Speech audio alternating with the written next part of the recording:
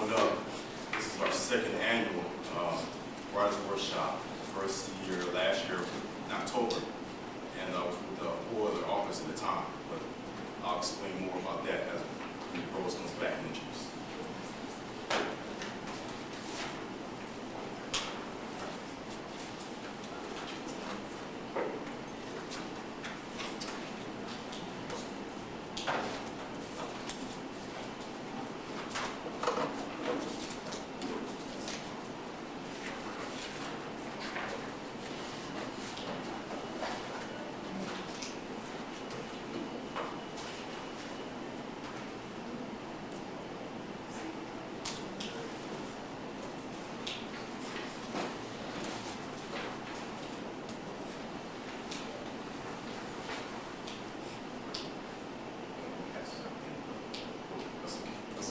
I want to explain everything first, because that's going to tie with everything I'm going to talk about today. Oh, all right.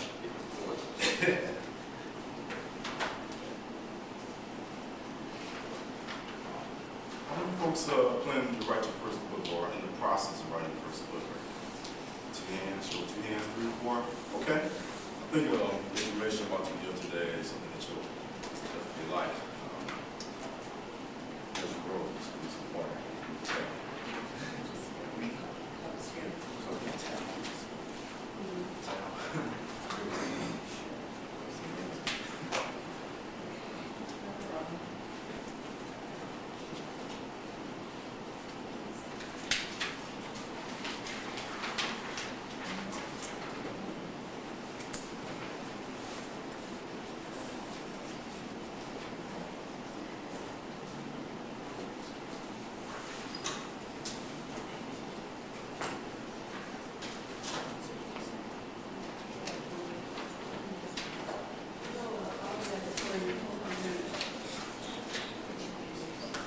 Who has the sign-up sheet? Oh, okay. Let me have her, she has to leave. I'm gonna have her sign it and then I'll bring it right back, okay?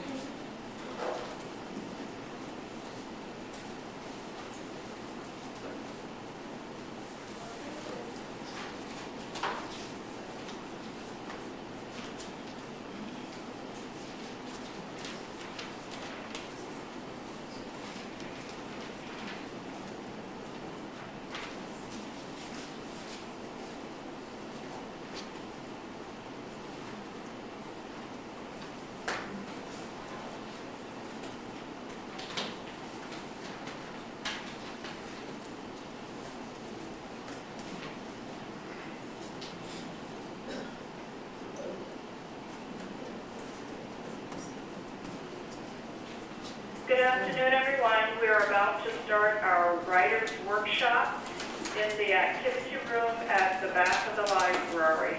Everyone is welcome. If you are interested in learning about writing, this is a good opportunity.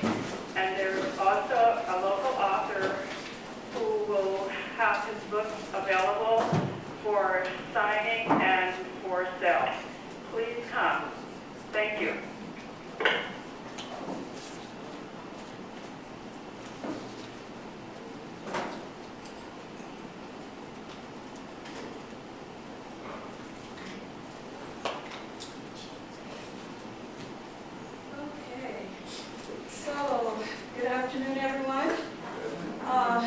I introduced myself to already. I'm Rose Mitchell. I'm in charge of the Black Resource Center here.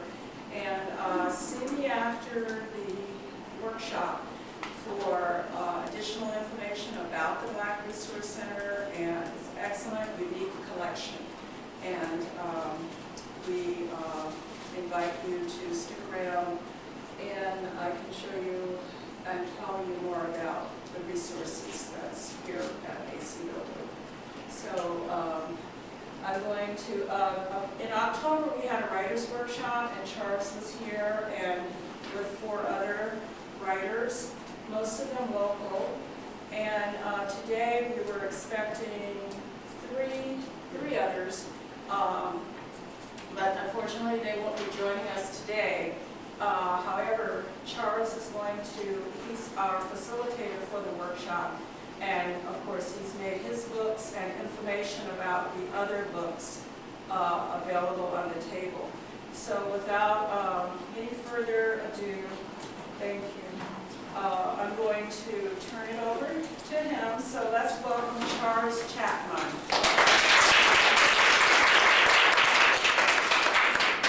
Well, ladies and gentlemen, I just want to thank you for today.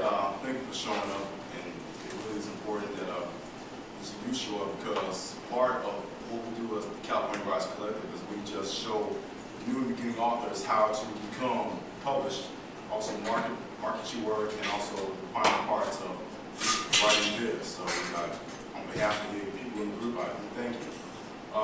Those didn't mention I was here last year. I was here with the authors Paula Edwards, Curtis Alcott, Lily, and of course Pam was supposed to be here, but Pam Daniels, who we're going to talk about in just a minute, supposed to be here, but of course, when you have a group in the summertime, especially where we try to get people together in one event, things don't usually happen the way they do. Our group has gone through some changes, and we have, so I was supposed to have show today, Carolyn Miller, and of course, a person she wrote a book for, Abdullah Romano. But of course, they had other things they had to do at the last minute, so I understand that. And Pam was also part of the program, but again, she's on vacation, so she wouldn't be able to make it today. And Lily, of course, she's in transition right now, moving from one place to the other. So today I'm just flying solo.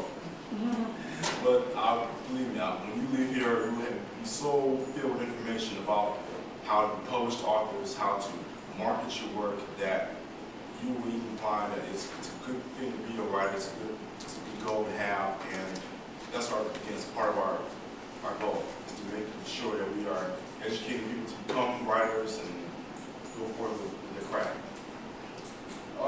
This part was supposed to be to get intimate with us, the authors. And before I talk about myself, I want to talk about my fellow authors. Sorry, man. We'll introduce them. Oh, okay, sorry. And the reason why I haven't had people touch the package yet is because all the information I'm giving to you now, you have at the end. That's why I have this package for you. Because sometimes you won't be able to write everything down, but you have the package right there to help you. That's your guide. Okay? First author we want to introduce is my internet radio talk show host. I have an internet radio talk show every Tuesday and Thursday evenings at 8 o'clock Pacific, and her name is Chandra Adams. Chandra is the author of The Shades of Retribution. It's about 3 black women that have a plan to recruit or increase the pool of eligible black men. But something happens along the way, and well, all kinds of drama happens. So Chandra wrote this book, Shades of Retribution, Agilite Press, that's her company. And she also has a podcast called Mixed Matters on North Bay Media Review. I also have written a couple of book reviews for that website, and I'll continue to do that as our partnership within the group. And that's how we partner together within the group to help promote other authors who are out there, authors that we may not know about. Lily, who was here last year, she has a book called Girl Child, and her book's on the side, and you folks will check out to see the end. And basically, her book is about how to become a young woman, how to empower yourself as a young woman growing into womanhood. And it's a very good book of poetry. Some experiences are based on her, some experiences are based on what she's seen in the world. So that's the Girl Child difference that she actually puts it on her website, mamainnocence.com. And hopefully that you folks have a chance to take a look at it when you have a chance. Carolyn Miller is a poet and a ghostwriter. Carolyn wrote a book called Sight Behind Blindness. It's a very inspirational spiritual poetry that hopefully that you folks have a chance to look up. You can find copies of this book at Express Books on 1425 Manchester. Azara should have copies of the book. I don't know what Smiley's, the new bookstore in Carson, the new ownership in Carson has a book yet, but I do know Express Books has a book, Sight Behind Blindness, as well as the book she wrote for, Heart of Thorns. And this is about a gentleman named Abdullah Romano, who's part of our group, who was born in Afghanistan by the time the Soviet occupation was in 1979. He writes about his experiences growing up in Afghanistan, and also about his feelings about his sexual preference that most of us may not agree with, but he believes it is our destiny. We all have a destiny, and we all should follow that destiny no matter what we do. And that's exactly what he's all about. That being said, my name is Charles Chapman. I'm an author and a poet, and what can I tell you? This year has been a good year for me. First of all, my two books are The Depths of My Soul and The Voices of South Central. The Depths of My Soul was subtitled Poems from the Heart of a Man. The first side has love poems, talk about the highs and lows, ups and downs of romance. The second part of the book talks about social commentary, the way we live in this world today. The Voices of South Central, my second book, talks about the community that I live in for so many years, and most of you have been in this community as well for a long time, born and raised here. Most of my poems were based back in the 1980s when there was a lot of gang violence, there's a lot of media, ABC, NBC, the media studios would come in and tell us exactly what they think about the community. Well, I wrote this book as a response to what they have to say, and also the way that I look at things from my eyes, being born and raised in the community. I'm also finished with a third book called A Question of Truth, tentatively titled A Question of Truth. I might change the title. But that's also a poem where it has love poems, social commentary, all those good things together. And that should be out hopefully by the end of this year and start of next year. Because I want to dovetail into that to my first book, my first novel, I should say. And it's all about faith. It's a urban crime story. It's about a drug dealer who has revenge against this officer. And I think because the drug dealer has his face burned off by an accident that the cop was involved in, I think that has something to do with him getting back at him in a very certain way. So visit my website, charlestonchapman.com. You can see me on MySpace, chat.ca, and definitely will love to talk with you folks. But you're not here for that, right? You're not. You're here for writing. You're here to find out how to be a better writer. And I guess if you're going to be in this business, if you need something from your heart, from your mind, you have to find out what is your motivation. Why do you want to write a novel? Do you have a story to tell, a message to convey? Perhaps you want to inspire, challenge, entertain. What's motivating you to write? My story is that I started writing at the age of 12. And the reason why I started writing is because I was pretty bored at the time. And also when the guys would play basketball, they would pick me. So I just got a pen, paper, started to write, and just wrote down everything I could. And most of you writers know how it is to have a pad, pencil, pen, all the tools that you need to write. I mean, under this agenda that I have a talent. And I just started writing. And I love writing a clipboard, I write on the bus, train, and I just want to write stories where I live. Most of you want to write stories where you live. Or maybe you want to write a story about where you've been. Or maybe you want to write stories about what's happening in your family. That's motivation enough to pick up a pen and start writing. Each one of us is a writer. Each one of us has the ability to write a story and create our own stories. We shouldn't depend on Hollywood to create stories for us. We have to do it ourselves. And that's why you see the rise in urban literature these days, because a lot of people in our neighborhood, in our communities, are now taking form and say, you know what, I got a story, I want to write about it. And that's what we do. So how do we get started? Well, we have to find out what genre our book will be. Is it horror? Fiction? Is it horror? Mystery? Suspense? Love story? What genre is it? And how do we find that? It's a French word that means a kind, a type, in grammatical technology. It refers to the artificial concept of masculine or feminine grammatical gender. But there are three types of genre. There's one of setting, such as Western or science fiction. Two, of mood, such as comedy or horror.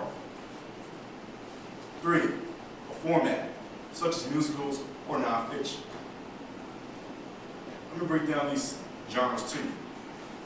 You can have a setting like Watts, or New York, or Afghanistan.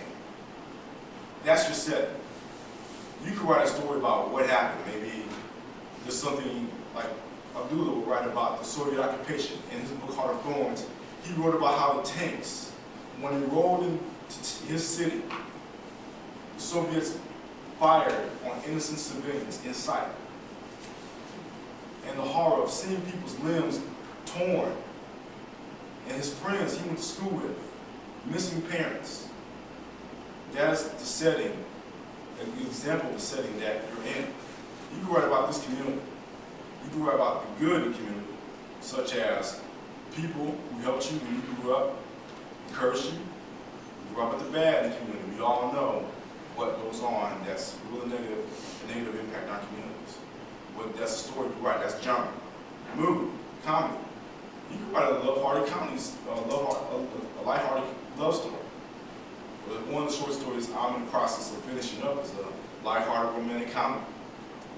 You know, where it has a Romeo and Juliet quality to it, where this guy is poor and she's rich, or he's not making much money and she is.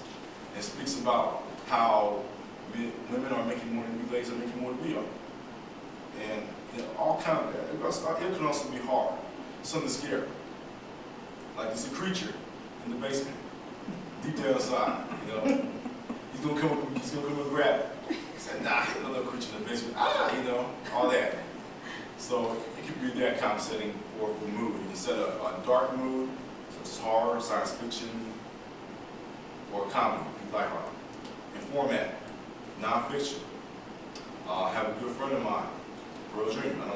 She's mind dropping my name, or her name. She's mind dropping her name. She wrote a book, Black Women Need Love Too.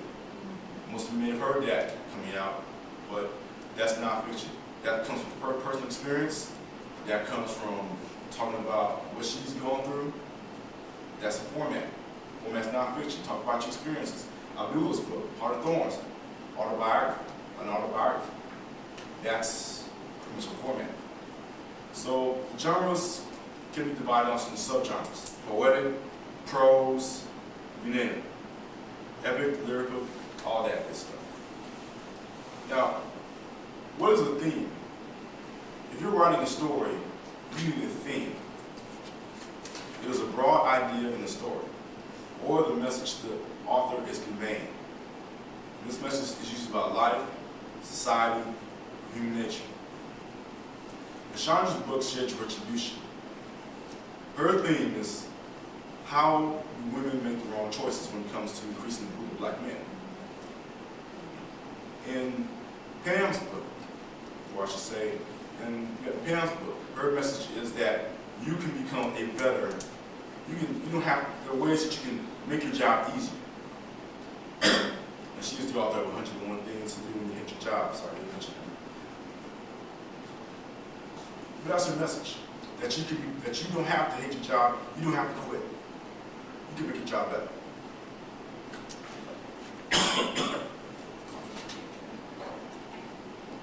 So what about your characters? You have to know your characters. The names, ages, race, attitudes, likes, and dislikes. As a golden rule, you don't describe the character all the way. You leave a little bit of information here and a little bit of information there.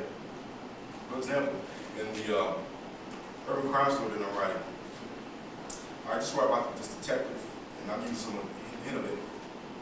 The accident that happens in the drug dealer's face comes from a past incident involving a cop.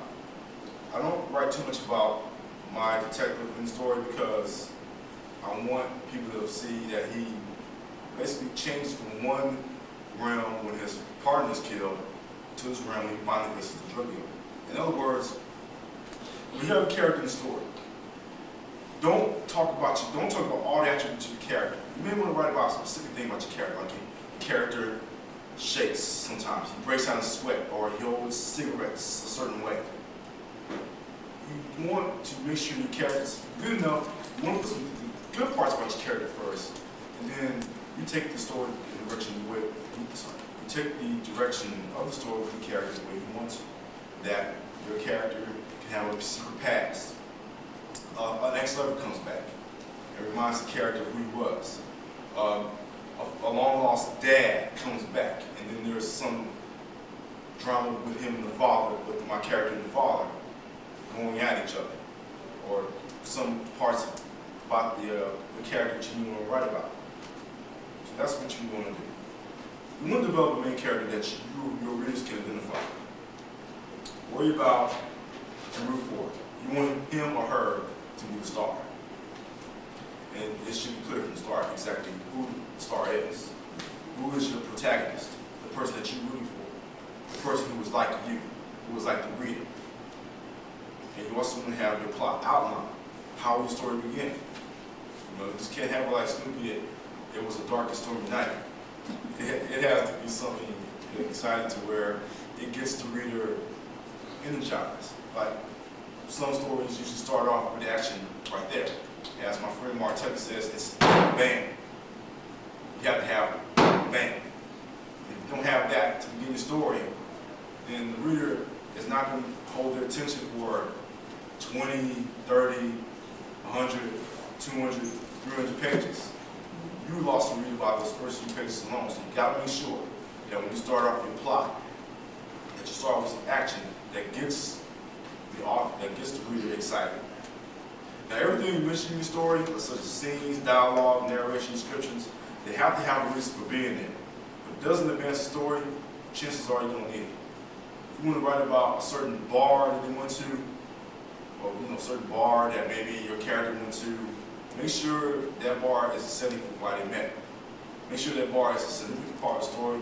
Make sure that anything is a significant part of the story. In Shades, there's a warehouse that's been mentioned all the time. But the thing is that why is that warehouse there? Why is you taking this place as a warehouse? You have to have a specific reason why the operation is where it is. Determine the voice. When you write in the first person, meaning I said, I saw the camera in front of me with the man shooting, was in the third person. She said, he said, they said. Good example, The Rock, always spoken in third person. I mean, you guys remember The Rock? Yeah, see, you sit around. They always talk about The Rock does this, The Rock does that, that's third person. Multiple viewpoint. There was a show a long time ago on NBC in which they had not one main character, but they shot a particular scene, and they all had like it was a drug bust. So use that for an example. A drug bust went down, and they all shot each character, from the drug dealer, from the cops, to the people that were selling drugs, to the people buying drugs. One incident, but you have a lot of characters. There are some upcoming shows too that are going to basically that where I see the false element. They are basically centered around one incident, but everybody kind of bases their experiences about it. There's no main character. Research a story. You gotta have research. I have a blog, Authors in Focus, that I interview authors. And one of the questions that I always ask authors, or one of the main questions I ask them is that, how do you come up with this research? Or do you research your stuff? You have to research stuff. If you're going to talk about South LA, you better make sure you have enough experience or done enough research to do that. And there are ways you can do it. Internet, right now probably the easiest way you can research about almost anything. Traveling a lot, going to different places. If you're going to do research on that city, if I'm going to Dallas next week, I want to make sure where my spots are. I want to make sure what's there. TV. TV is a great source because sometimes TV has facts. You know, the History Channel, not the reality TV. Okay, let's be specific about that. Let's be specific about that. I'm talking History Channel. I'm talking, all those career channels you see, Discovery, not Fox. Okay, not UPN or whatever UPN is now, CW, whatever it is. Not that. You don't know. You can't do any research on a reality show. Or it gets a lot of junk. Okay? Magazines and books. And interviews. Ask questions. That's how I learn from other authors. If I want to learn about a certain element, a certain scene I'm using in my story, I ask a question. I say, hey, like if I were to talk to Lily about her poem and Girl Child, I said, hey, Lily, how did you come up with that? And she would tell me. If I were to ask Abdul about his days in Afghanistan, what was it like in Afghanistan? What was the setting there? He would tell me. So it's always free. It's always good to ask questions. Okay, feel free. You have to do it. You have to do it. But if you want to make your story authentic and legitimate, that's what you have to do. You have to do a lot of research. That's probably the number one thing I can pass on to folks today. Take notes. Like you're doing now. It's hard to remember everything that your mind is capturing. You have a lot of information. It's hard to take it all in. So take notes. That's why I have a notepad. I write notes down. So editing. Most of the computers have spell check. Most of the computers, or you have somebody who edited it for you. When I went to Milligan Books, it was my publisher, Dr. Wilson Mills, my publisher. She has someone who would edit my work for me at a reasonable price. When Paula Edwards was here last year, she mentioned about her manuscript for her book, The Last Bad Decision, and she took it to a college professor. College professors will edit your work for you.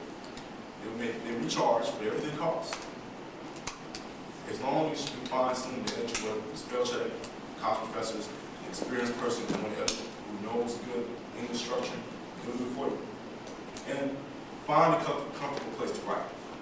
Starbucks is probably the best place I love to write because, yes, true, Starbucks is a good place to write. You know? Here at the library, this is a good place. Yes. Right? Anything is quiet, anything gets your mind away from outside distraction, outside noise, that will probably be the best writing setting there for you. Now, this may go to big companies, but we're going to talk about query letters for a minute. First of all, what are they? Well, one thing with a query letter as being a mini proposal, the goal is to A, hook the attention of the agent publishing house, and that's for traditional publishers. 2, describe your project. You want to make sure that you have your project in mind to tell these big houses what it's all about. 3, tell them who you are. Tell them that you're Charles Chapman, an author and poet from Los Angeles, California. You're also a freelance writer. You've written for several magazines, newspapers. You also have a blog, Authors in Focus, that you can interview authors. 4, get them to ask to see more. Make them request you a lot, because that's the key. A lot of publishing houses, traditionally, have a lot of authors that they can deal with. And if you don't sell yourself, as we get into the marketing, sell yourself to be all that, then hey, they're not going to recognize you. This is for traditional publishing. Now, typically, anyone writing a novel or a nonfiction book will submit a query. That is, of course, for the big houses. You know, Random House, all the Doubleday, all the big houses will take that novel and it will take that nonfiction book, but you need to submit a query because so many of those are through every year. Now, those writing poetry like myself, short stories, the big companies won't even care about that because short stories and poetry books are not much in fashion. That's more for subsidy and self-publishing. Where big houses are more focusing on novels. I mean, you folks seen it. You go into Borders of Barnes & Noble and you go into the big section, what do you usually see there? Nothing but novels, right? Nothing but nonfiction. That's all you see there. So that's why query letters is so important if you want to write a novel or a nonfiction. It will help. Our resource website, www.fictionwriters.com. I'll repeat that again, www.fictionwriters.com. Talks about everything from formatting a manuscript to finding an agent. www.writershelpdesk.com. www.writershelpdesk.com. Gives tips on self-publishing, as well as providing links to other writing resources. I had the copyright, example the copyright page with me, but let's go over that for a minute. Copyright. What is it? Well, let me tell you. It's a form of protection provided by the laws of the United States, Title 17, U.S. Code. The author is given to the authors of original works of authorship, including literary, dramatic, musical, artistic, and certain intellectual works or properties. This protection is available to both published and unpublished works. Now, how many of you folks know that you don't have to have a work published to submit to copyright? One person, 2, 3. That's the truth. Your work does not have to be finished to have copyrighted.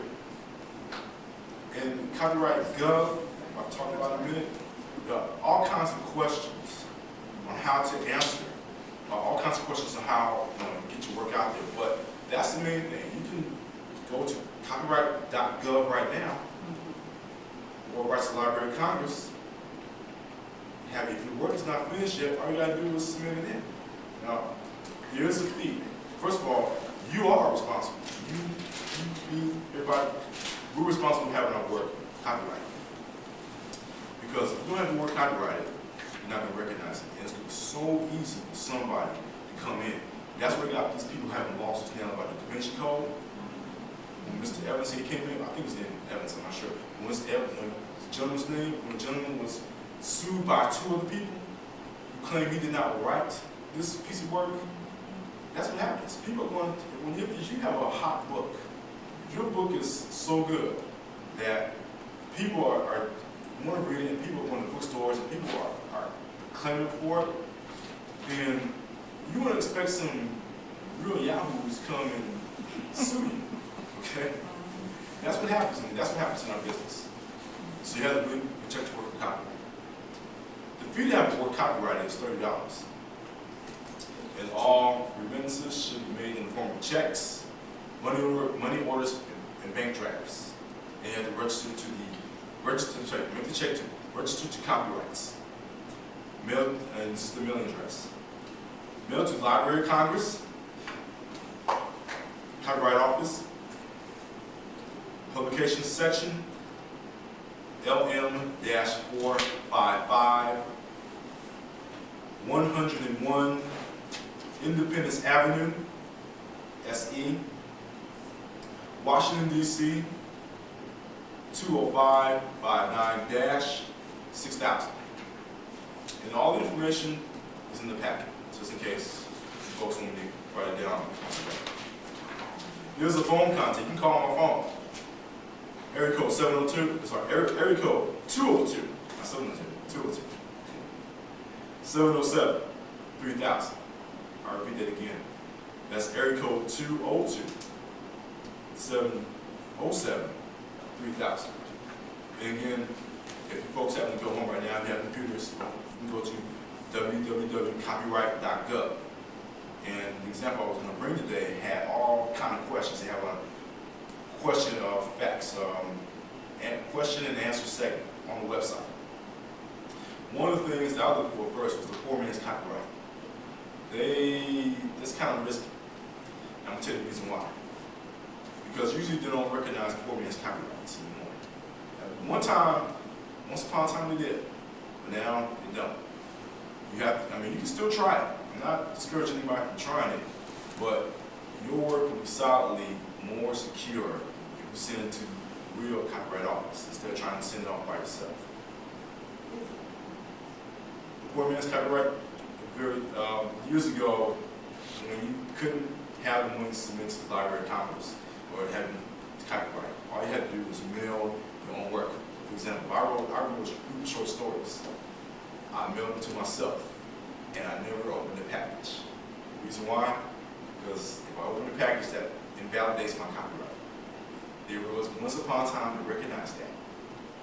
People recognize that when you mail it, as long as you don't open it, that's copyrighted. That's okay. But now, as the internet becomes more and more prevalent to having authors and people, as more authors and more people starting to become published, it's important to really go through copyright.gov, copyright office. Again, I don't mean to discourage anybody from the poor man's copyright. You still try it for lesser known works, but if you want to write a grand big novel, I would suggest that you go to the Library of Congress, because they wouldn't recognize my work at first, my poetry work, until we got this trade with the Library of Congress. Yes. You can copyright your work as you're producing it. If you publish it on the web or if you publish it anywhere, as long as you put the copyright mark on it with a date in your name, then it's protected. I guess it would be sort of like this poor man's copyright that you're talking Right. about, but it's protected until you do go through the formal process of registering it with the Library of Congress. It's true. It's true. I'm not discouraging you.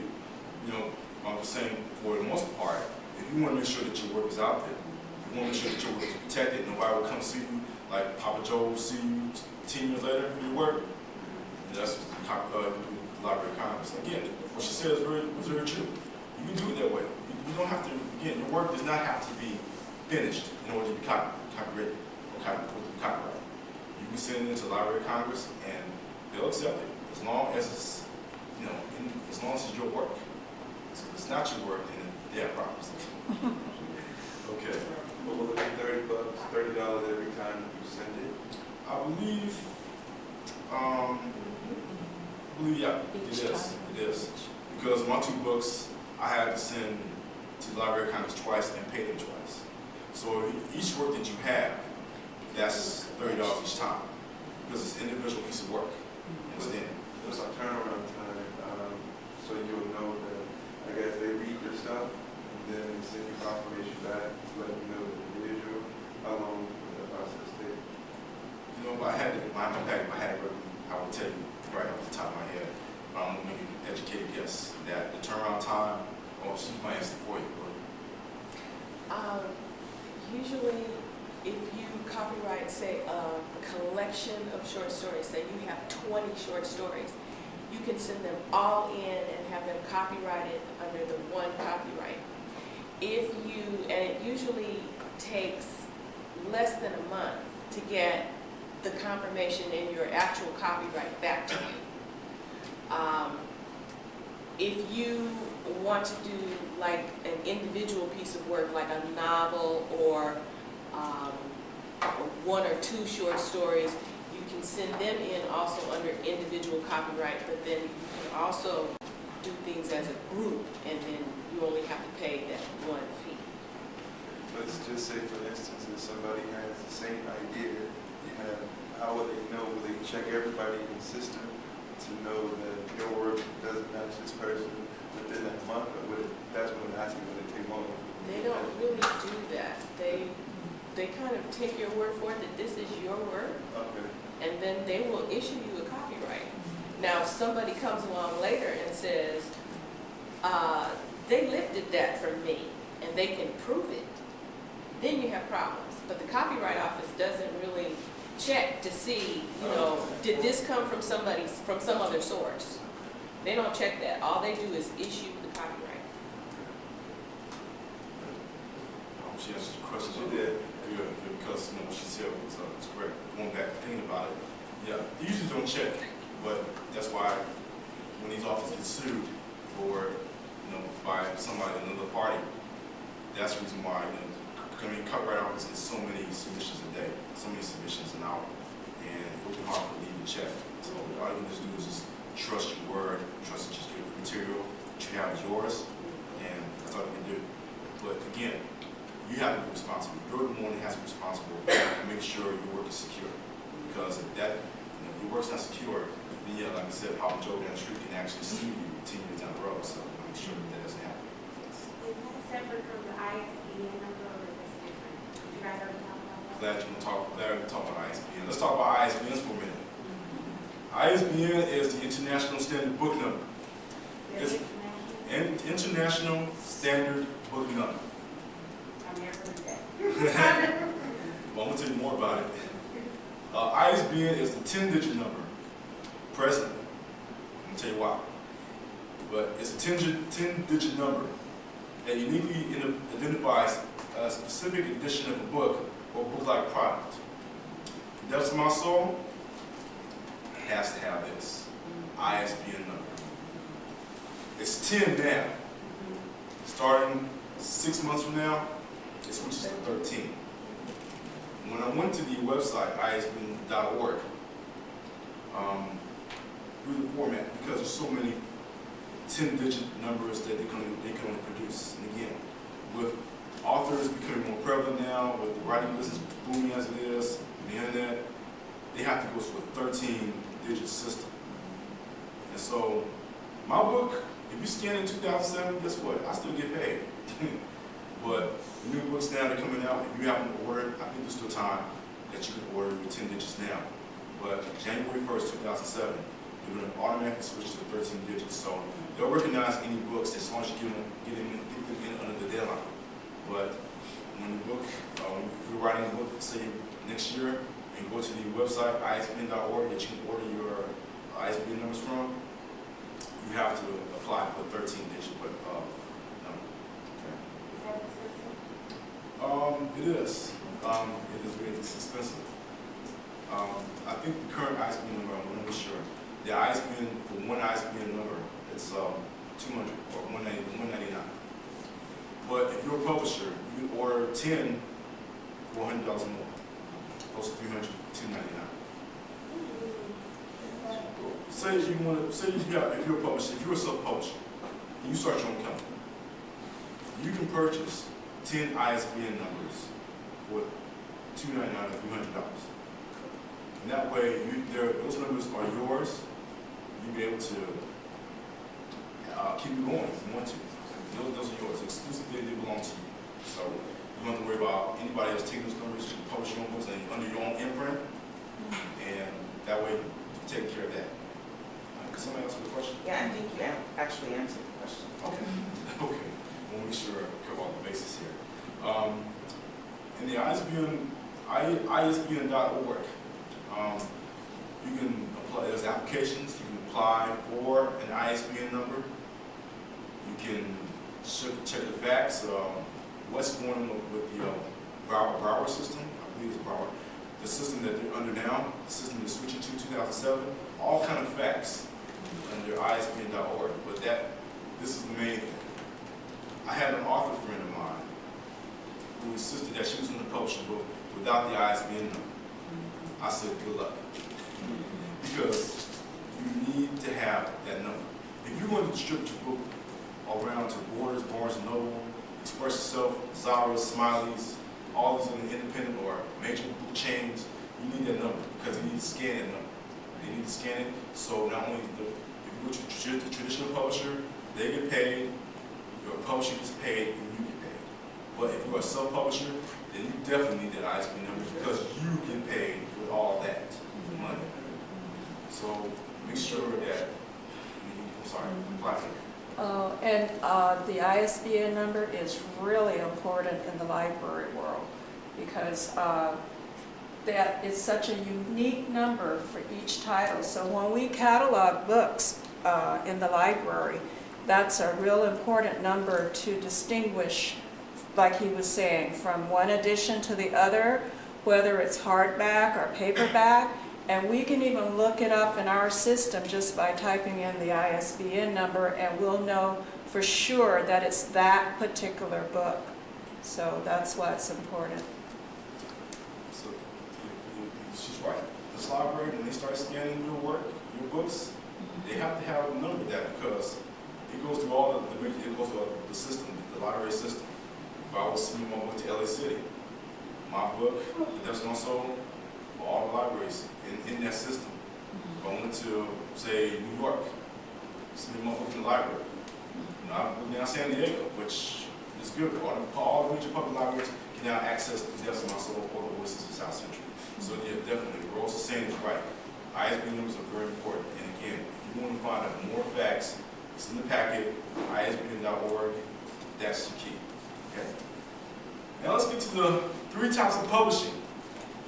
How many folks are ready for this? We've got the basics out the way, but now let's talk about the 3 types of publishing.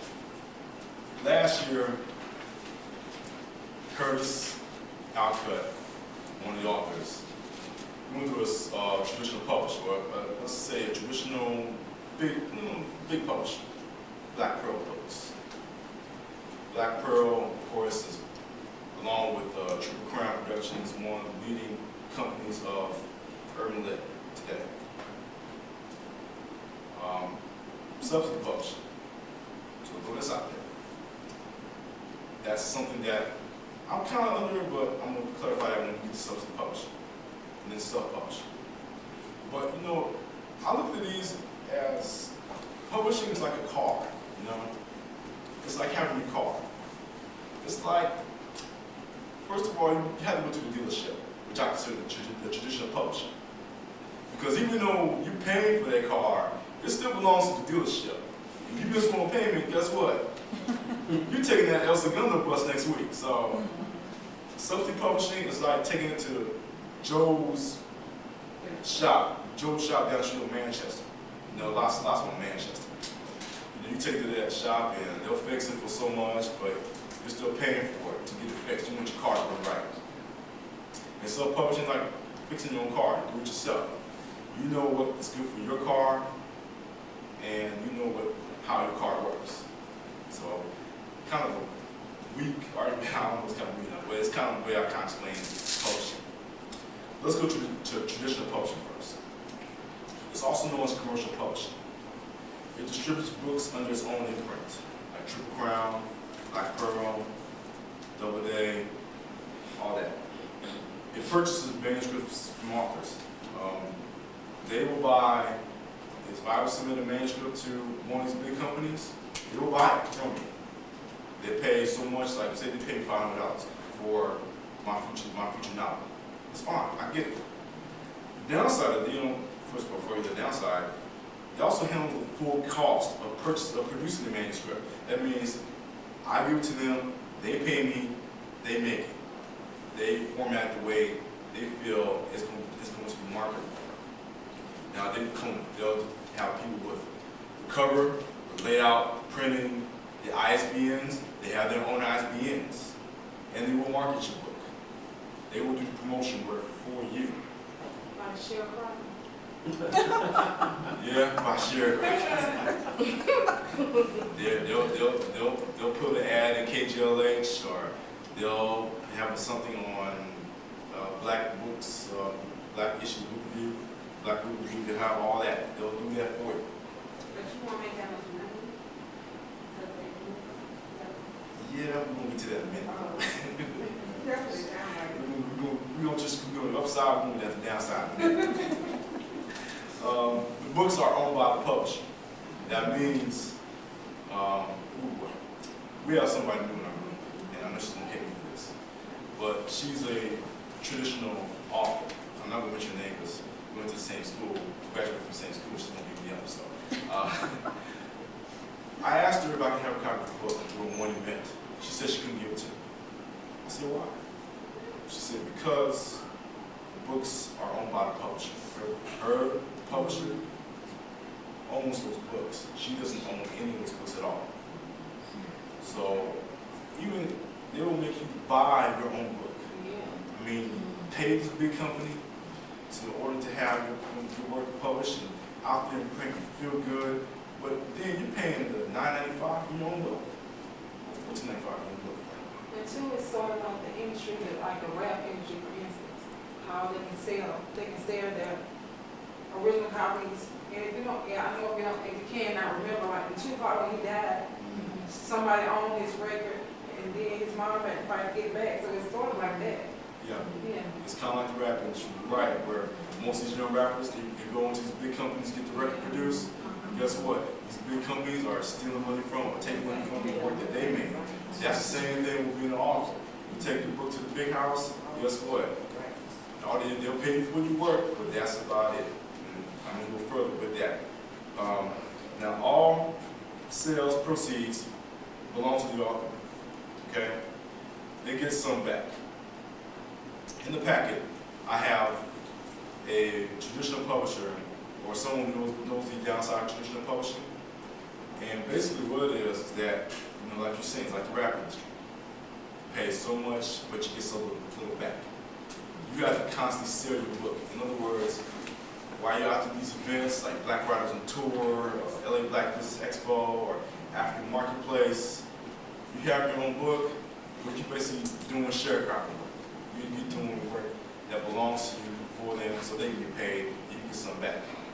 Well, I had, in the Black Rising Tour about 2 years ago, we had two well-known authors who decided to go the self-publishing route because of the companies they went to only getting a meager amount of money back. You know, I mean, it's good. It's traditional publishing. If you really don't know the business all that well, and if you feel you have a killer book that people are anxious to see, I'm not discouraging anybody from that, right? I don't discourage any type of publishing at all, because it's all about moving product, moving your book, making sure your readers have a copy of your book in their hands. But traditional publishing, there's a dark side to that, and in the package you see. Now, in the packet, Oh, no, what's the average percentage that you would try to negotiate to get back from the traditional? it might say in the packet. Oh, In the okay. packet, I think it does say that, but offhand, I would say that it's a small percentage. I don't want to quote the actual percentage because I'm not, but it's a small percentage back. That's for the big publishers like Doubleday, Random House, but I think traditional black publishers like Triple Crown and Black Pearl, that's, you have to check and do research on for that. You know, I think because they're just, you know, black-owned companies, they don't really take away like the big houses do, you know. But again, it's traditional publishing, and they'll take a percentage.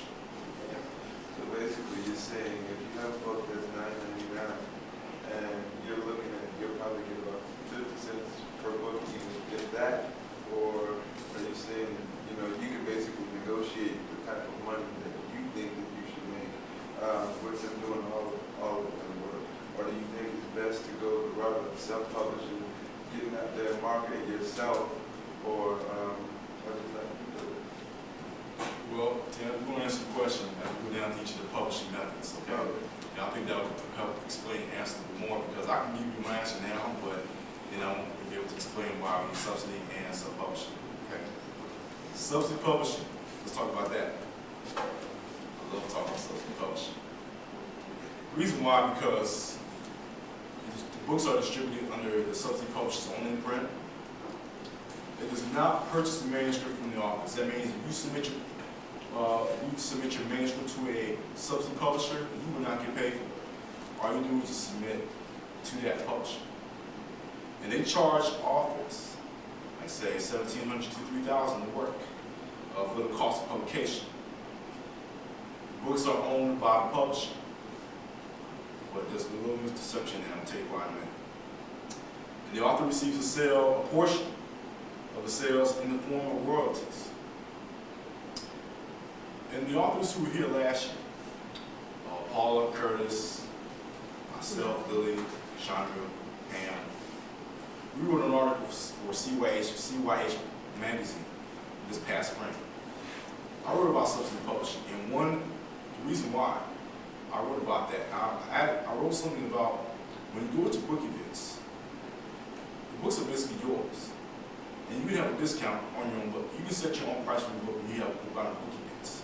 The only way that the subsidy publisher makes money is that you have your books in actual bookstores, like again, Barnes & Noble, Borders, all the independent bookstores. Of course, the book sales there, of course, you know, you're gonna get something, as you should, because you paid for your work to be published by the subsidy publisher. But the books are basically your property. That's the one misconception people have about subsidy publishing. Not the imprint. I want to make it clear. The imprint belongs to the author, but the fact you have your own books, you can take with you to sell at certain events. Like I have with Depths my soul in the South Central. I go to Black Book Expo, I get the money. Pocket. It's when you scan the ISBN number, that's when subsidy publishing gets something out of it. If I were to take my book and sell it to folks today for a price, now we'll get something. It's a mixed bag. Subsidy publishing often is. But I believe somebody once told me, you have to pay. Either way, you have to pay. And again, the final result is about moving product. You have to do that You have to get your books, you still have to do marketing, whether traditional publishing does it.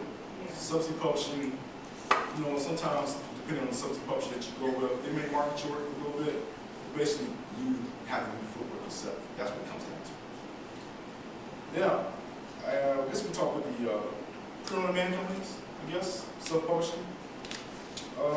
There's a print-on-demand company, iUniverse.com. It's iUniverse.com.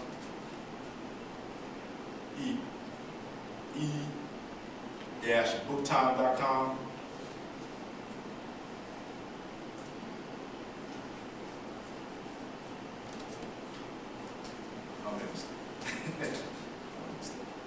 Yeah, let's go back to self-publishing. Self-publishing, most of you folks don't want to consider this route. This may be for you. You want to have the proceeds to your own book, have your own ISBN numbers, design your own covers, format your own book, do your own marketing. You want to go that route? Self-publishing is your bag. Now you do realize that you will have to pay for everything. The cost of designing, printing, and distributing your own book. You folks will have to do all that.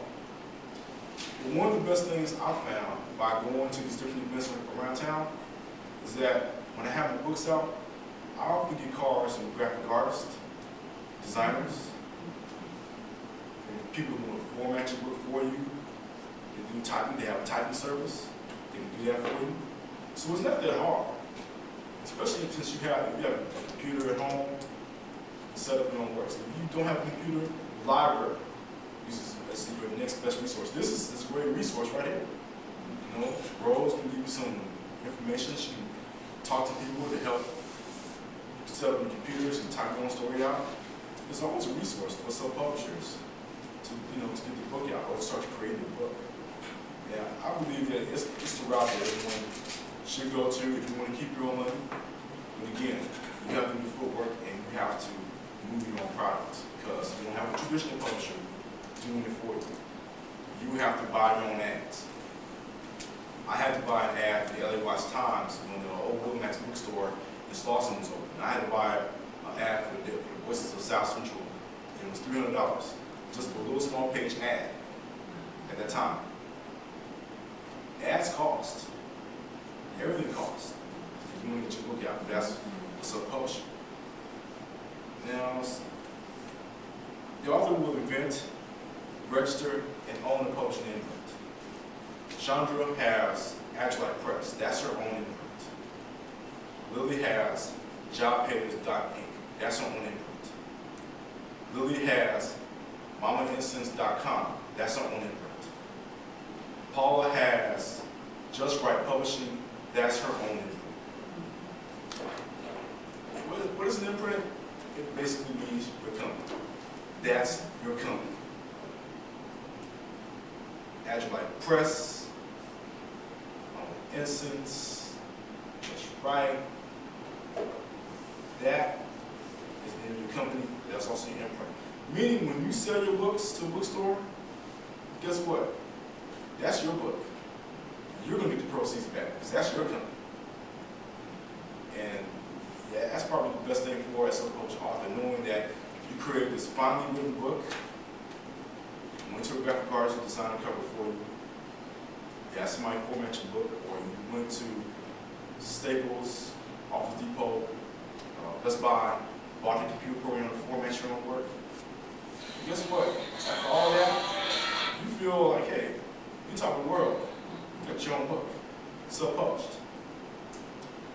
And the books, guess what? They're your property. They belong to you for a lifetime. You know, if I were to pass from this earth right now, the depths of my soul, Voices of South Central, was my publisher. Traditional publishers, Curtis would accidentally be missing some way. And Black Pearl Books still belong to him. They're still the property of Black Pearl Books, his book. But Chandra, Lily, Paula, all the rest, that's their book for a lifetime. So self-publishing is kind of that joy, kind of help you to do that. So basically with the local bookstores in the area, you will take your book to them or take books to them and then they'll buy them from you or they will give them the books first and then they pay you, or how does that work? Some bookstores will do that. There was a bookstore a long time ago that's unfortunately closed down. It was in Vermont. I gave 6 books to the owner and she paid me right on the spot. Bookmax was around, I did it on co-signing, meaning they get some profits from the book and you can see profits back. If they were to sell your 6 books, they would keep their percentage 60-40, so I think it is 60-40, that's a percentage. They get 60%, you get 40 back. And that's how way bookstores are. I don't know experience about the big publishers yet because I haven't gone to the big bookstore yet. The Barnes & Noble Borders, my publisher does that for me. So, but the way that I get my royalties back is that I believe the publisher gets 8%, I get 7%. And based on my last check, that was pretty good when I got back. What was the percentage? For my subsidy publisher, quote unquote subsidy, she gets 8%, I get 7%. And that's, and like I said, where I got my money back was pretty good. I like that. You know, people think I'm crazy. I didn't get all my, I didn't get the rest of the $5 back. But you know what? Again, it costs, right? You have a book, it costs. You have to probably get paid. That's the way it is. You get all the subsidies, you get all your marketing for you, so you have, they got different bookstores for you, so you don't have to stress about that. When you go to marketing, I tell you, drop this off right now before we go to marketing. When you market, basically, it has to be too bad. The subsidy publisher can do that for you, or you do your own footwork that way. But I'll get to more of that. Okay. Anyway, I kind of jumped ahead of myself, and so I had to give me everybody for that. I think we'll talk about iUniverse.com and eBookTime.com. Now, these two print-on-demand companies have a cost-effective way to produce books, 1, 2 at a time, in small lots. They will accept manuscripts from everyone who submits. That means you can submit a manuscript that you feel is a winning manuscript. You send it to iUniverse, eBookTime, Author House. They'll take it. Then they will charge you $500 to $1,000 for the cost of publication. Which, you know, if you have a good job, it's not much. You can pay for that. But if you're just maybe a college student or somebody that really has a job, then you have to be able for that. But it will do work for you, or they will pay for it. Charges added for the fee for copy editing. But that's always optional. Minimum distribution.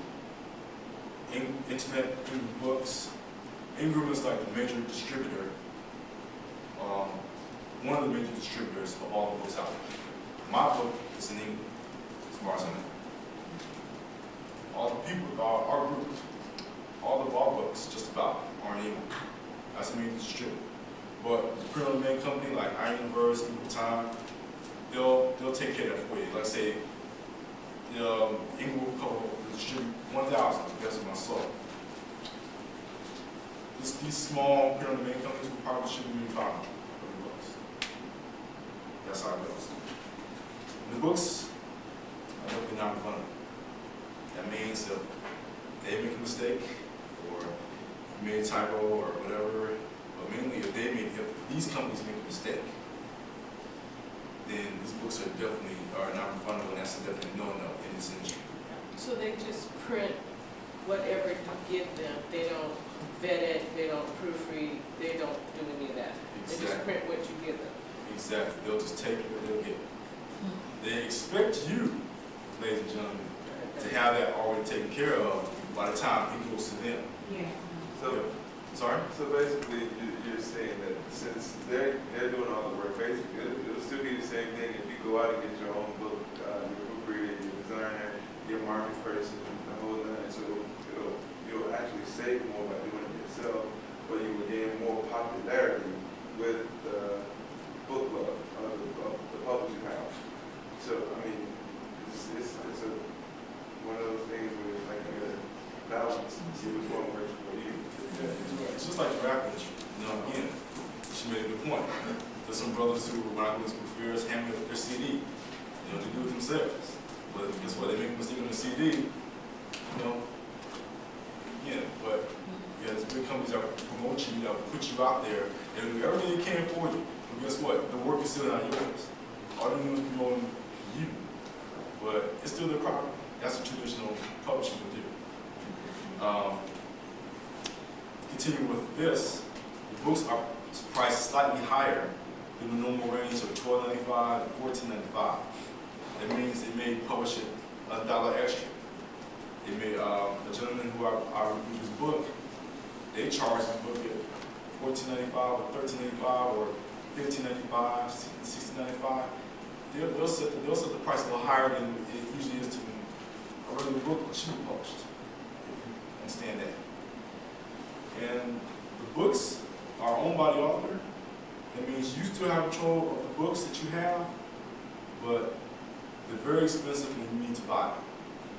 They're very expensive in that way, and I don't know how it works that way, but it does. So, buyer beware, I guess, when it comes to PODs.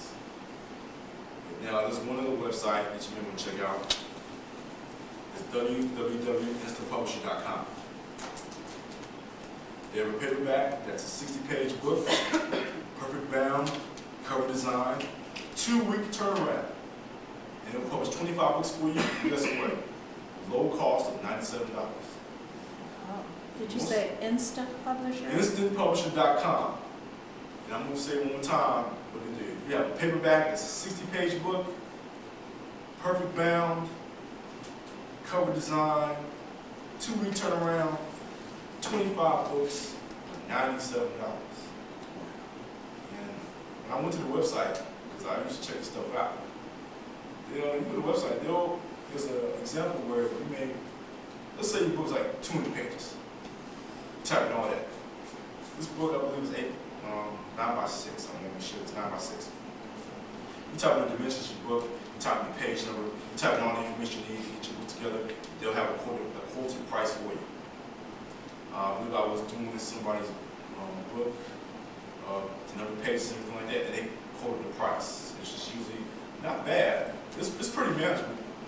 But again, we'll do that for you, and turnaround's quick. So that's what we're going to think about. But what we didn't cover last year, that I want to cover this year about PODs. There are some cons for PODs too. Ready for this? According to a 2004 article in the New York Times, out of the 10,000 or so titles published by Exibris.com, I'm going to say that right, since its inception, guess what? 1,000 titles, 20 were picked up. 10,000 titles, only 20 books were picked up. So what happened to the 8,880 books? That may be your book. Commercial publishers picked up these 20 titles. Publishers Weekly in 2004, Our Universe, and we just talked about that. 17,000 titles, guess how many were picked up? 83.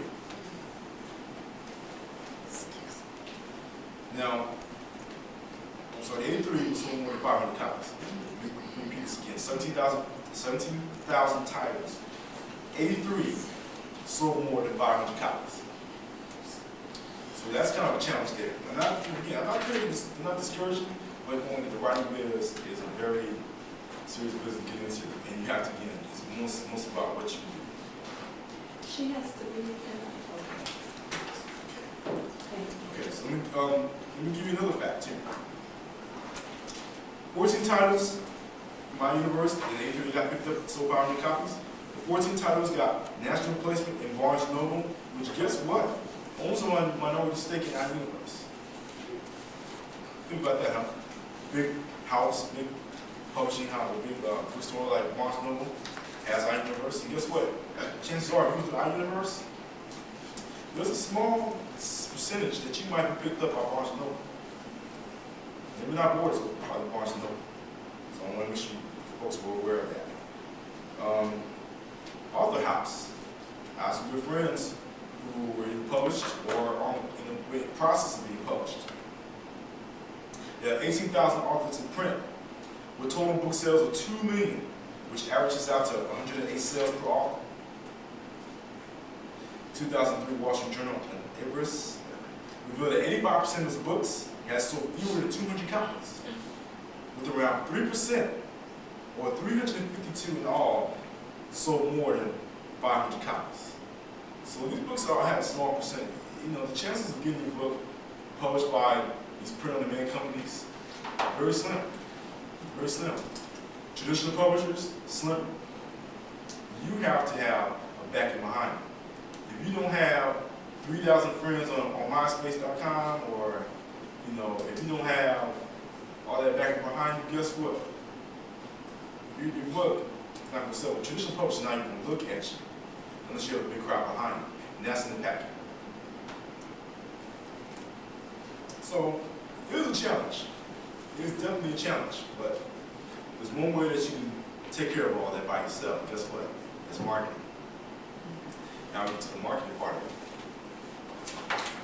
This is marketing. When I create a flyer, or a flyer is created for our group, we're promoting ourselves and we're marketing each author that's in our group. When I market Pam, guess what? I'm marketing Pam's book. Chandra made her card. She had retribution. She found someone that was able to make her card for her. Big postcard like this, get your attention, especially with details of the book in the back. Guess what? Marketing. There's some ways that you can market your book too. Again, I had book signings are always a good place to start.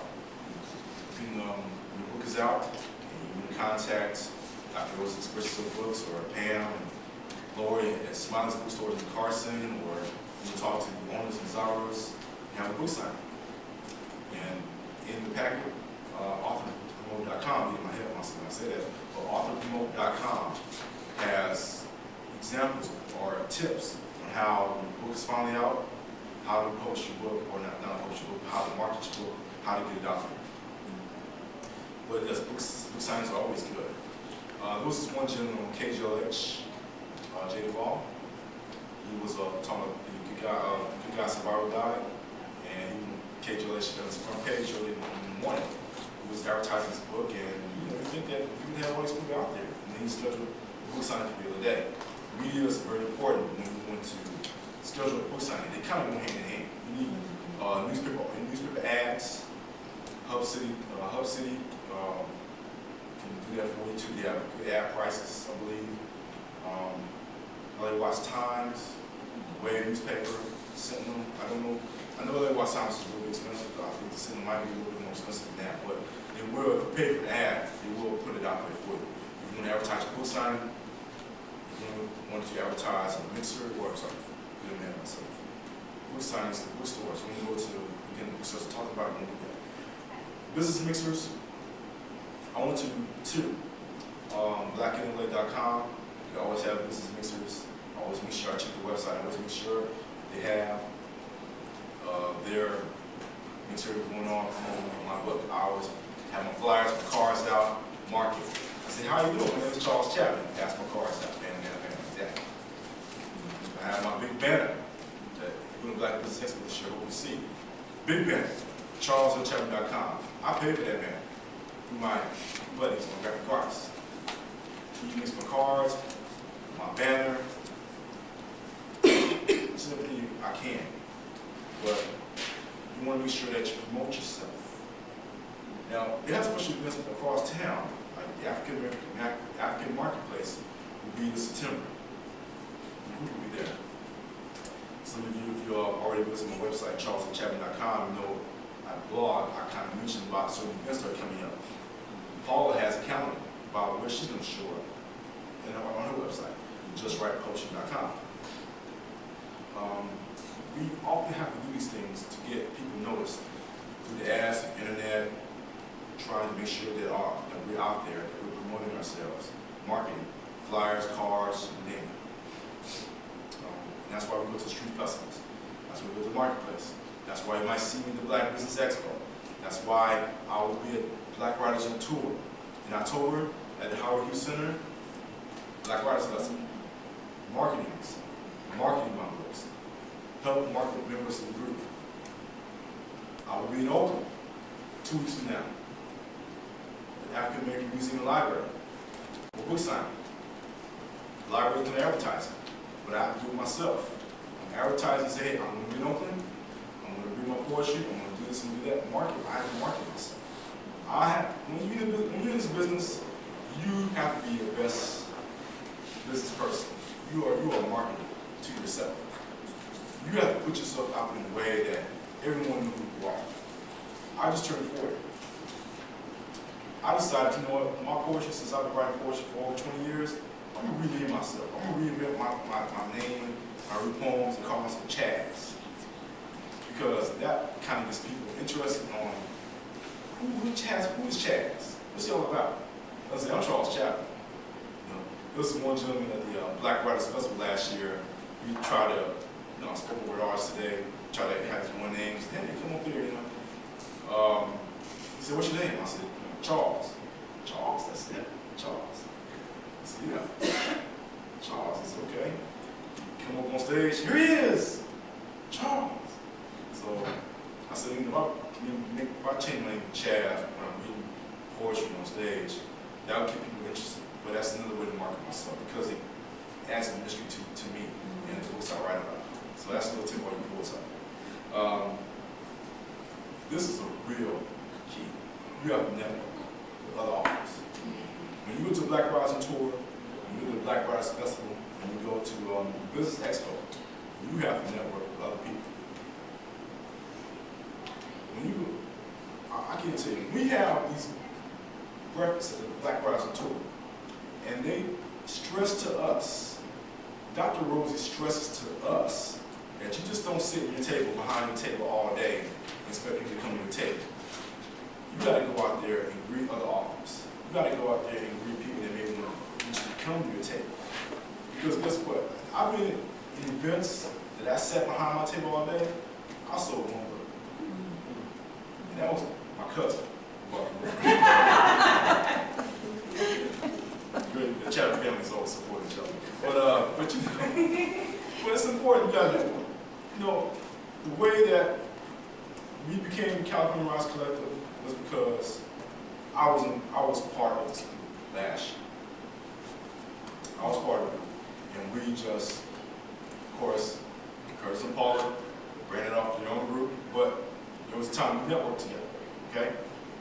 We networked together, and I met Paula at the Black Book Expo 2 years ago, on panel. I met Lily last year through this meeting. That was my first time meeting Lily.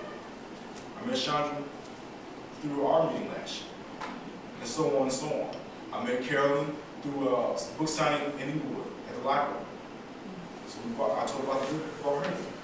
I'm in the process of bringing more people in the group because networking is key. Let me tell you something about the East Coast authors for a minute. There was East Coast authors, I have to give them a lot of credit because they stay together. They keep in touch, they stay together, they know what it's all about. There was a Harlem Book Fair last week, and those authors definitely stuck together, and that's the way networking is. I give you a card, give me a card, give me tips on how to become a good author, you're in a bookstore in this area. But for example, I know somebody in Dallas. I say, hey look, I'll give you my books, can you help promote me? If I give you my books, can you help promote me in Dallas? You send me 5 of your books, I'm in the bookstores around here. With the authors in Northern California, I'll make sure that they get noticed by Smiley's, Barnes & Noble, all the bookstores around here.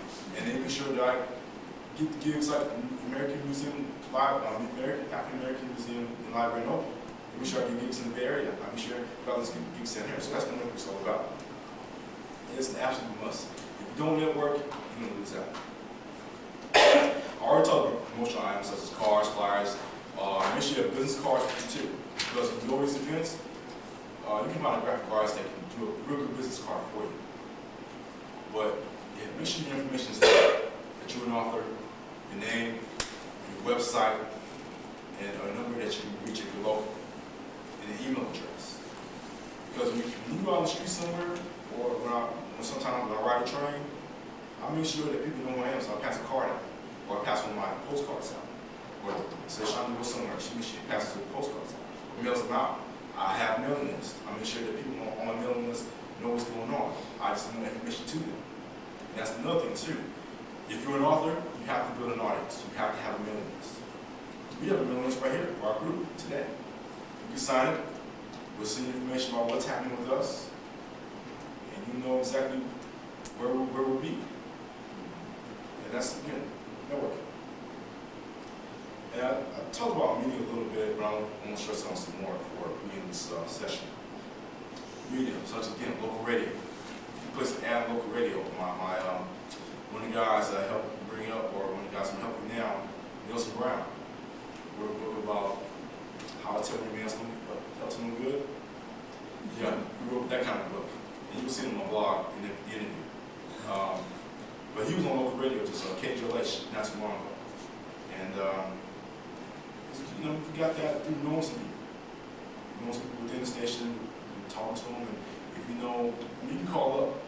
I was told that radio stations, TV stations are looking for people. They're looking for authors to have the books, to talk about their books and their works. I believe there's a magazine out where it has a directory of all the talk shows in this country. All you gotta do is look for one particular talk show, all across the country. Mail your information to them, submit your information to them, whether your book is out or not, or it's on the way. Just say, hey, look, I'm the author of The Depths of My Soul and The Voices of South Central. These are poems from the heart of a man. I want to tell your listeners or your viewers why. About newspaper ads. Personal webpage. I was lost for 2 years while I had my personal webpage. That means I couldn't go on any internet radio show or any show period because I didn't have an internet, I didn't have my own webpage. I was lucky I found somebody though and was able to create charleshillchapman.com. Now it's got everything. If you folks have visited the site before, you know exactly what's there. My bio, my books, I'm a freelance writer. I submit articles for a long time, so I have a blog. Lots of authors have a blog these days. You need that to promote yourself. And again, the internet, MySpace.com. I have seen so many authors now on MySpace. Just about everybody on MySpace. Adrian Dickey's on MySpace. Omar Tyree's on MySpace. A lot of authors I know from the south, the east, the west, planet Pluto, Mars, Jupiter, they all out there on MySpace.com. Authors I know. More in the books, talking about themselves. You can also give them links to the webpage where you can find them. So that's the phenomenon. So the internet in the past 6 years has really blown up for authors, and it's really become a resource for authors to display their work. On the webpage, on Yahoo group, like I said, I have a blog, Authors in Focus, where I interview new authors, try to help get their works out, authors that you may not know about. In fact, you may not know about Nashonda Ellis, who she's in Boston. She hosts the Boston Book Bazaar, but she sold 5,000 copies of the book already, and she's self-published. But nobody knows about that out here because nobody knows. We don't know about each other. So it's a great place for authors. I'm not gonna lie, it's a good place for me, and hopefully when you guys are out there, that you take full advantage of it. But not only the internet, but make sure you do footwork. I mean, it's one thing to be on the net, constantly promoting yourself, but if you don't physically go out to these events, to these mixers, to the bookstores, and anything like that, you will not be able to promote yourself. This is a form of promotion right here. Most of you may have not even heard of me before, but here I stand before you today as one person that has something to give to all of you. That's my knowledge about the industry, where I've been, where I've come from, along with the people who were supposed to be here. Don't hate them, but we all have knowledge about each other, and we want to share our knowledge with you. That's what networking is all about. So,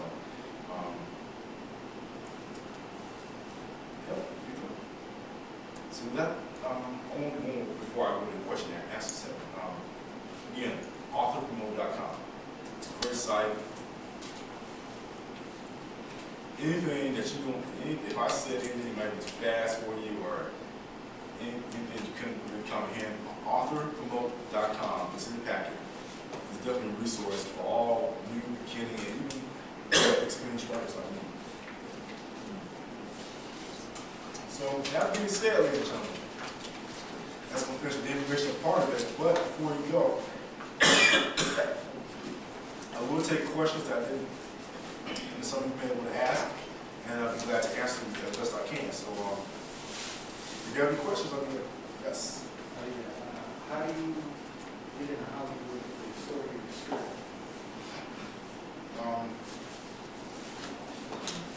Like if you send the story to a Hollywood studio?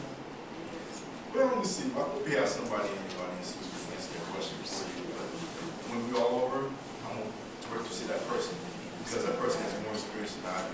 I only have experience in creative writing, poetry.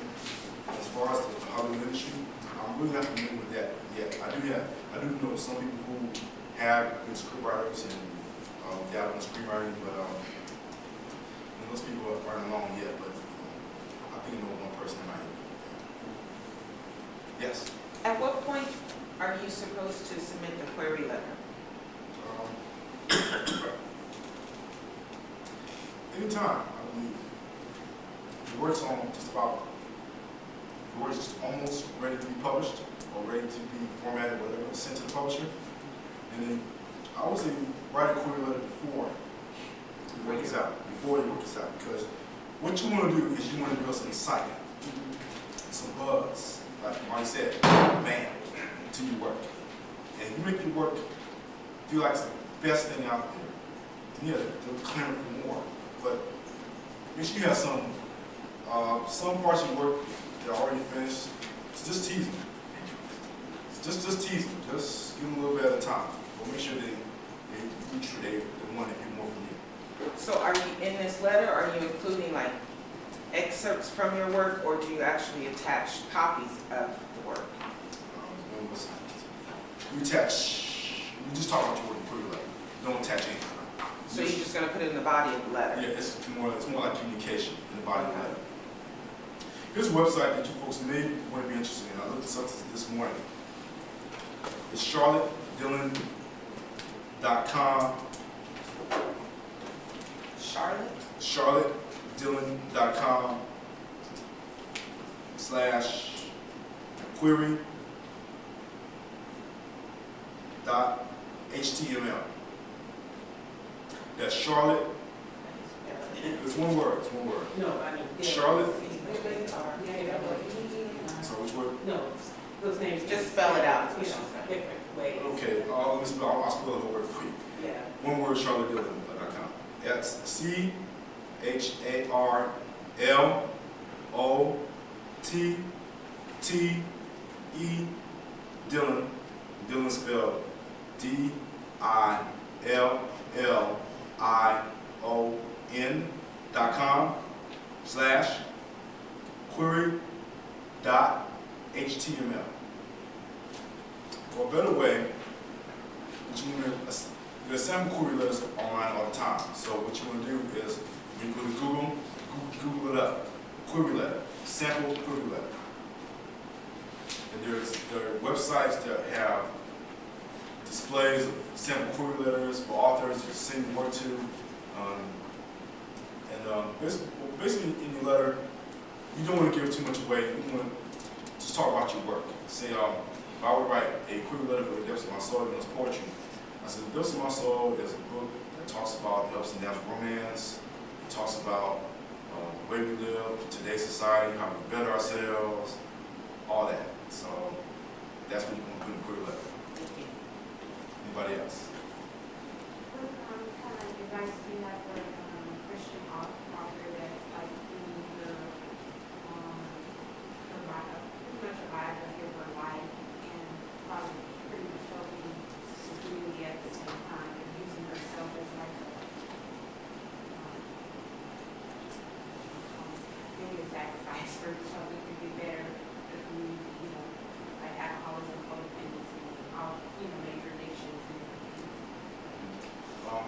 What I would say that is I know some authors who are Christian, who in Christian fiction, but it basically talks about the experiences they've gone through. If you're asking me, what advice can I give you as far as just be honest and just write about yourself, write about your experiences. And I don't know too much about Christian fiction, but I'm gonna hazard a guess, okay? In this type of fiction, what you want to do, you want to talk about the downfalls, the pitfalls of what put you there in the first place. Then you want to write about how you recover from that, and then later on, what you're doing now, and if you have others too. So that's what you want to write in the kind of fiction. Because basically, autobiographical fiction is like that. Which, and I guess I go back to my Lewis book, and he talks about coping with sexual preference when he was a young boy. In the book, he was raped when he was a young boy by a helper in the house. And how he got over that experience, it takes him a lifetime. It takes him a lifetime. Even now, when I talk, he's still telling me he's still trying to get over it. But he tells me he succeeded through that because he was able to, again, persevere, find his own way, find his own destiny. And that's, again, whether it be your book or anybody else's book that has something to do, and there are a lot of authors out there too who write the same themes. And write about how you got to addiction in the first place. What was the one thing that got you out of that addiction? Or what were the steps that led you away from it? And what you're doing now? And how are you progressing to not only help yourself, but to hopefully better other people?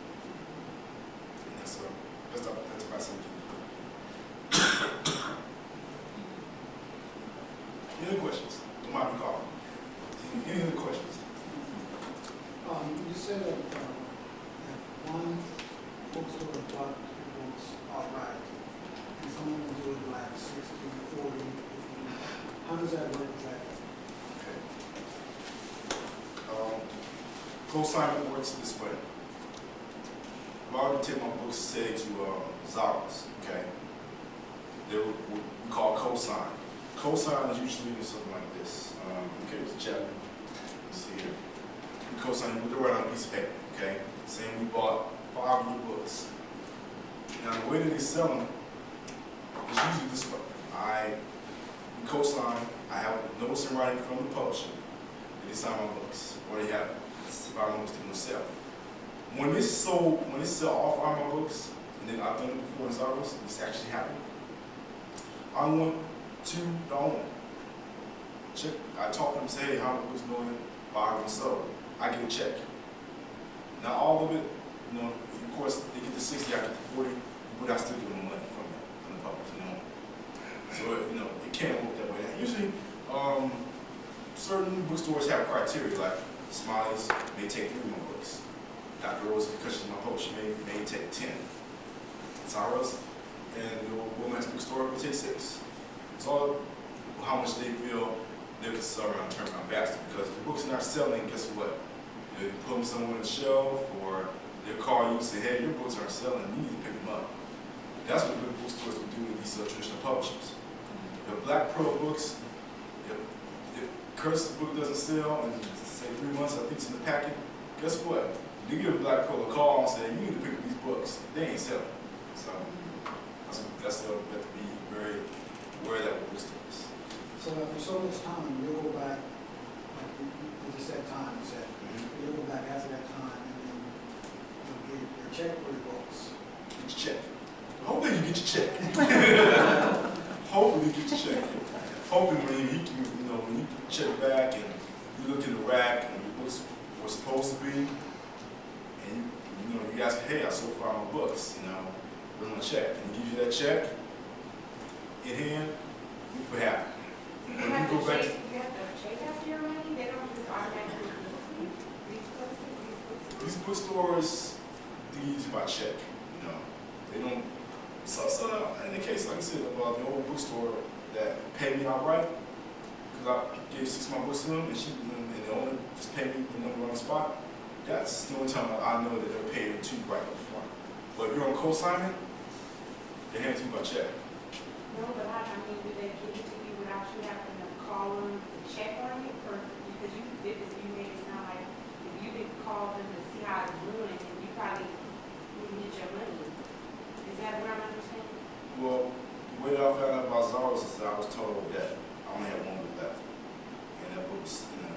book was sold, and they basically gave me my check. They checked to see how many books they co-signed for, because I had 5 books, 1 was left, and that 1 book was sold, and basically I got my money from that, and I had to resubmit 5 more books. So that's how the process works. But did they call you to tell you they only had one left? Sometimes we'll call you. Sometimes you have to hear from word of mouth. Just go back to the bookstore. Oh, okay. You know, each bookstore is different, and the way that you can read the check to make sure your book's there. I wouldn't be like some people and check every day. I wouldn't do that. I wouldn't want to keep going back to the same book owner every day and check to see my book was sold, because first of all, bookstores are usually slow, depending on time of day. And 2, that bookstore owner's not going to be too happy with you. They're not going to be too happy at all. They want to just say, hey, get out. So, it's a mixed bag, but definitely, that's, again, just like the copyright is your responsibility, you have to stay on top of the book situation, how many books you've sold, etc. So as a general rule, you just have to follow up if you're going to do consignment. Yeah. You should follow up. Yeah, if you do consignment, you definitely have to follow up. I mean, that's why it's important to have good relationships with bookstore owners, because not only do you check to see if your books and so, but also schedule book signing too. I think that's the best way to move the product along is that you have a good relationship with bookstore owner. Like I have a good, Smiley's opened up or reopened not too long ago. They have no ownership there. I went in the first night, talked to Lori, great person. We were able to get a relationship going as far as author, bookstore owner. So any event that I get, that I pass on to other authors, I would do that. And I was able to tell people in our group about that. They have book signings. That's what you want to have.